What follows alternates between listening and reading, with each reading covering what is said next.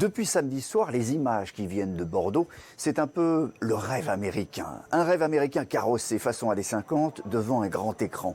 Un drive-in comme dans les films, un parking, un écran, un film. Une association bordelaise a lancé le premier drive-in festival. Ça a donc démarré samedi soir avec un premier film, hommage aux soignants, Hippocrate de Thomas Lilti. Une séance qui a fait voiture comble et où tout le monde a applaudi des deux phares pour les soignants. L'idée revient à un distributeur de films indépendant. L'idée, c'était de recréer un désir de cinéma et de montrer que regarder un film à plusieurs, c'est pas pareil qu'être tout seul chez soi. Et puis effectivement, dans une période de déconfinement, il n'y a pas d'offre culturelle, c'était de proposer une offre culturelle.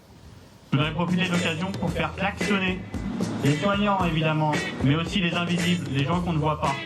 Et notamment dans le cinéma, les exploitants et les distributeurs de films. Toutes les distances de sécurité, bien évidemment, ont été respectées. Chacun était invité à se garer à un emplacement précis. Le son, lui, s'écoutait par la bande FM. Et vous allez l'entendre, évidemment, les spectateurs étaient heureux.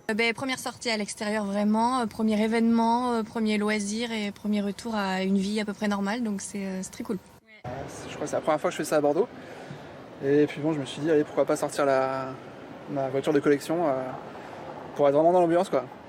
On a les bières et les pop-corn aussi à l'arrière. En regardant les images du monde entier de drive-in, on se demandait pourquoi en France on ne l'avait pas fait.